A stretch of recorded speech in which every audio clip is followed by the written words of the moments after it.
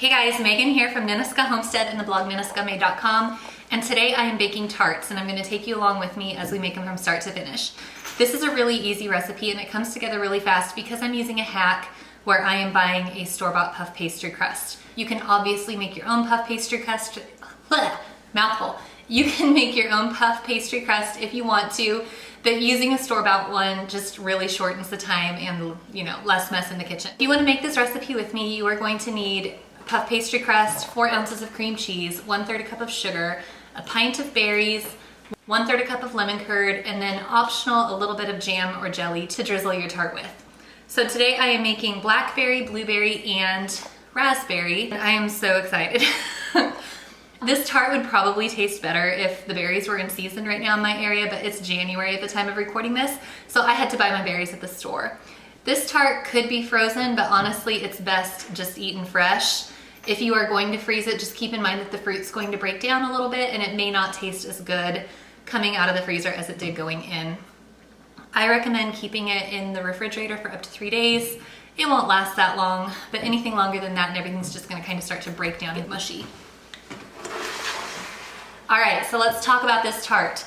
So what we have here is we have a store-bought puff pastry crust on the bottom, and then we have a layer of cheesecake that's got a little bit of lemon curd and a little bit of sugar in it. And then on top we've got berries of whatever you have available. And then we're going to dust it with powdered sugar and drizzle it with a little bit of melted jelly. The melted jelly kind of acts as like a little syrup. Honestly, this thing is so sweet. It's not that necessary if you don't have a coordinating jelly to go with it. So I want to give you a few tips before we get started. I had actually never worked with puff pastry crust before, and I got an education and I'm going to share with you what I learned. So puff pastry crust comes frozen and there's usually 2 sheets in the carton. So when you take it out before you're going to use it, you have to let it come not to room temperature, but it has to thaw enough that you can unfold the pastry dough without it tearing. So it takes about 20 minutes to do this.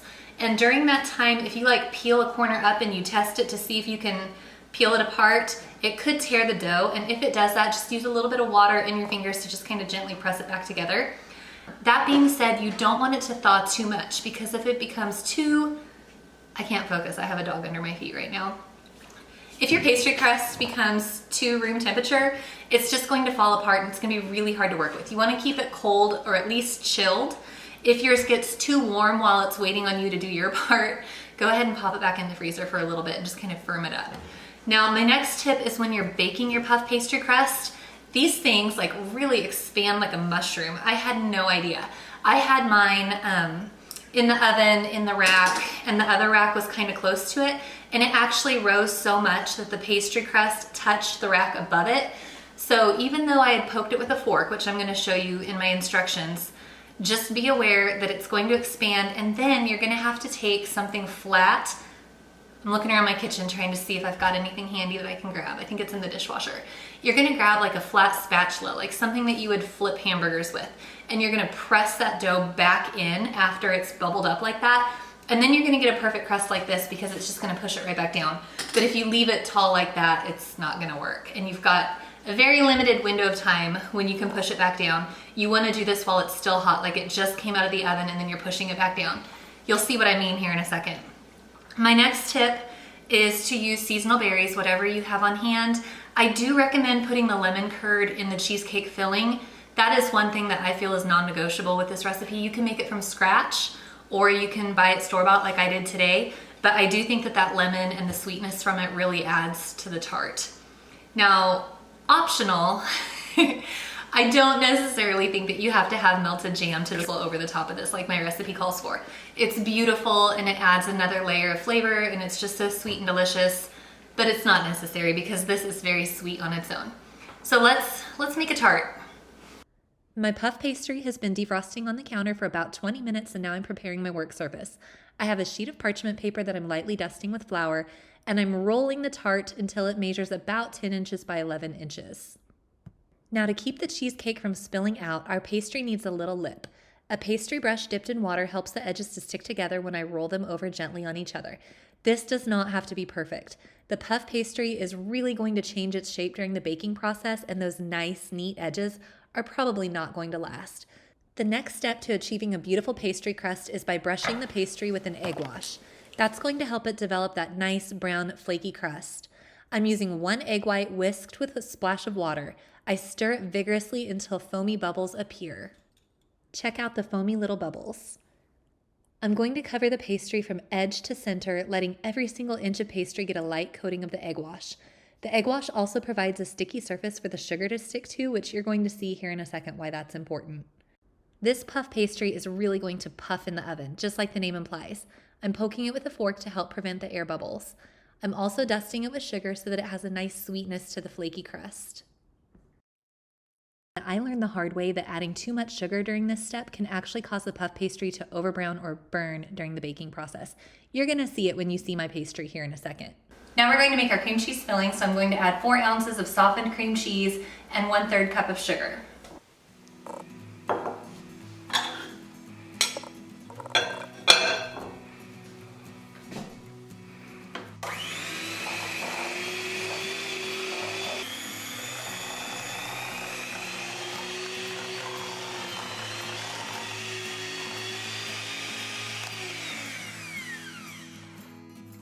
Once it's well blended, we're going to add 2 tablespoons of heavy whipping cream.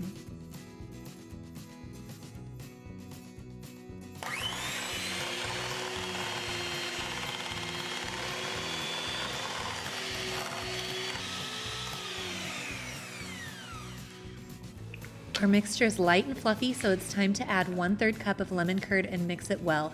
This is going to have a soft, light, and fluffy texture.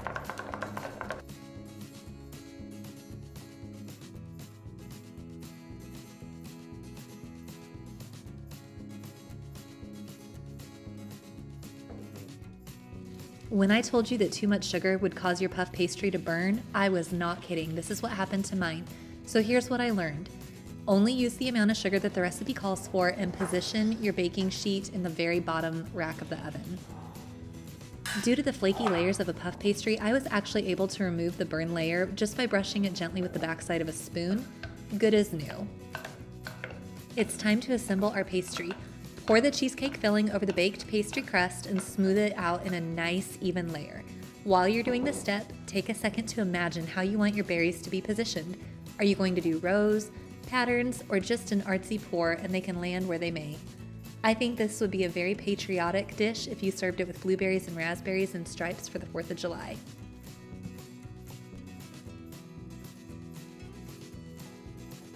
The tart has been baked and I've put the cheesecake filling on it, and now I'm adding berries. You can add whatever berries are seasonally available or whichever ones you're able to find at the grocery store. Today I'm using blackberries, and they are juicy and sweet and perfect for this tart. Blueberries, raspberries, strawberries, anything would be really good with this.